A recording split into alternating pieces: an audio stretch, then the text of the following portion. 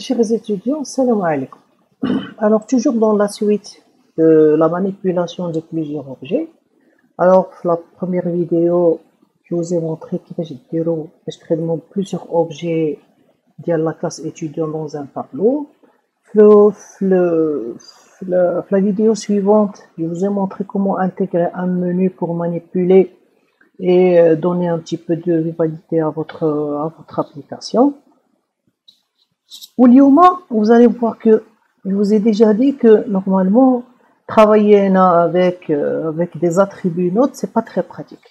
Par exemple, si je vous dis pour la note, je voudrais savoir la matière, et je voudrais savoir le coefficient par exemple. Et là, automatiquement, peut-être vous allez vous dire, c'est pas grave, غادي نجي عاوتاني ونقول هنايا private string par exemple.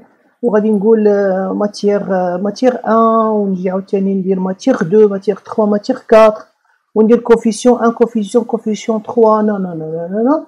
Alors là je vous stoppe, je vous arrête, c'est pas pratique. Ce qui est pratique, c'est que nous allons partir créer une classe note. Parce que regardez, quand vous parlez d'une note, quand vous dites la matière d'une note, quand vous dites le coefficient d'une note, quand vous dites la valeur d'une note, c'est-à-dire automatiquement là, vous devez avoir une classe. D'accord? Vous devez avoir une classe, d'accord, qui va vous regrouper tout ça. Donc c'est la classe note. Maintenant, si vous travaillez avec la note parce que c'est la note quand vous êtes l'étudiant, mais si vous rajoutez la matière c'est pas la matière de l'étudiant.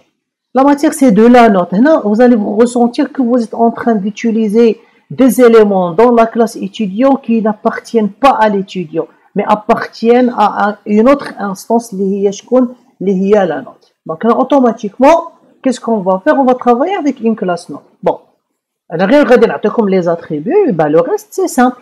Vous allez voir la matière, le coefficient et la valeur. Ça c'est les propriétés.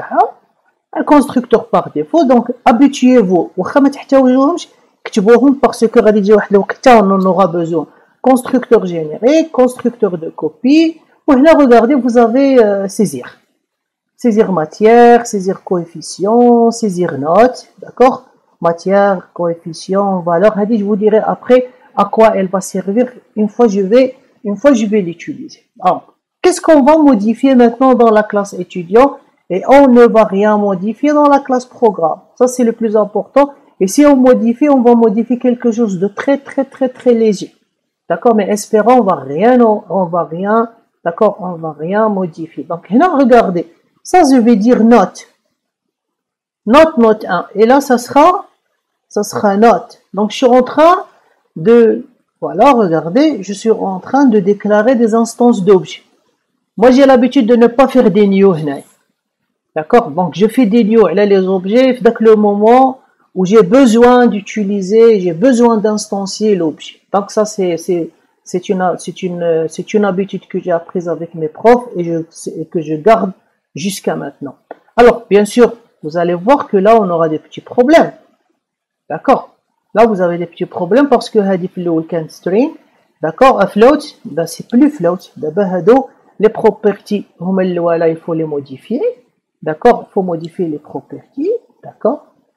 D'accord, voilà, il faut modifier les properties. Regardez, parfois même il y a des choses qu'on n'a pas utilisées de l'extérieur, mais j'essaie toujours de vous apprendre, d'accord, de vous apprendre à faire ça. Alors regardez, là qu'est-ce qu'on va faire? Donc saisir la note 1, donc là avec note, on va dire que note est égal à new note, d'accord, est égal à new note, voilà.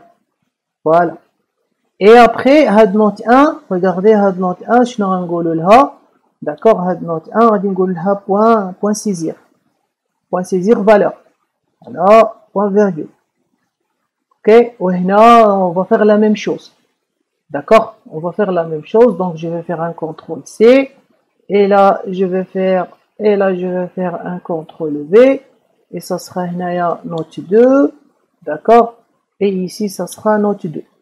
D'accord, maintenant on va faire un CTRL V, maintenant ça sera note 3, d'accord, maintenant ça sera aussi note 3, ok, d'accord. Alors afficher info, je vais rien toucher, afficher info, mais là regardez, ça marche pas. Là, ça marche pas. Note 1 plus note 2 plus note 3, ça vous donne pas, ça marche pas parce que ce n'est plus des floats. D'accord? Alors nous, vous, normalement, qu'est-ce qu'on devrait écrire ici? On devrait écrire ici note 1, d'accord? Note 1 point valeur, plus note 2 point valeur, plus note 3 point valeur.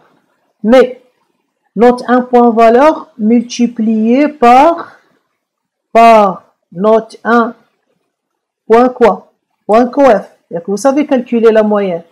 Donc, entre parenthèses. وعاوتاني note 2, d'accord? Fois quoi? Fois note 2. Fois note 2 point coef. D'accord? Voilà. عاوتاني هنا vous fermez la parenthèse. وهنا vous ouvrez une parenthèse comme ça. Et vous dites عاوتاني هذه point valeur fois note 2 fois note 3 point coef. Parce qu'on devrait multiplier toutes les valeurs fois le coefficient et diviser par quoi? Diviser par la somme des coefficients. عاوتاني vous allez écrire, d'accord? Vous allez écrire note 1 point coef. Là, vous n'avez pas le choix, d'accord? Plus note 2 point coef, plus note 2 point coef, d'accord? Plus note 3 point coef, pardon, plus note 3 point coef, voilà, point coef, et voilà. D'accord? Mais là, vous devez mettre une parenthèse là, et vous devez mettre une parenthèse là. D'accord? Mais regardez, là, je vais vous dire, je vais vous poser une question, vous allez répondre à vous-même. La valeur, c'est quelque chose qui est dans la classe note. Ou le coefficient, c'est quelque chose qui est dans la classe note. Au lieu de faire le calcul des éléments de la classe note, dans la classe étudiant, au lieu de faire des calculs des éléments de la classe note, dans la classe étudiant, ça c'est pas orienté objet. Calcul des éléments de la classe note, c'est la classe note qui doit les faire. Regardez, là je vais rajouter une petite fonction. La petite fonction, qu'est-ce qu'elle fait? Elle prend la valeur qu'elle multiplie par le coefficient ou retourne. C'est MC. D'accord? MC, d'accord, multiplication coefficient. Regardez là ce que je vais faire. Là, je vais virer tout ça. Et je vais lui dire point MC. D'accord? وهنا غادي نقول هذا point MC. Voilà. غادي نقول هذا point MC. Voilà. Pardon. غادي نقول له point MC. Voilà. Alors, n'oubliez pas les parenthèses. Hein. Moi, souvent, je les oublie. Alors, point MC. D'accord? Je vais هذه. وهنا عاوتاني غادي نقول note 3 غادي نقولها point MC. Voilà, note 3 point MC. Voilà, c'est plus pratique. D'accord? C'est plus pratique.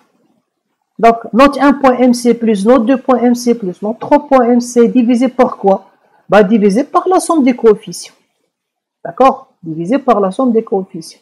Alors, هنا note 1 point MC, donc هنا la parenthèse de plus.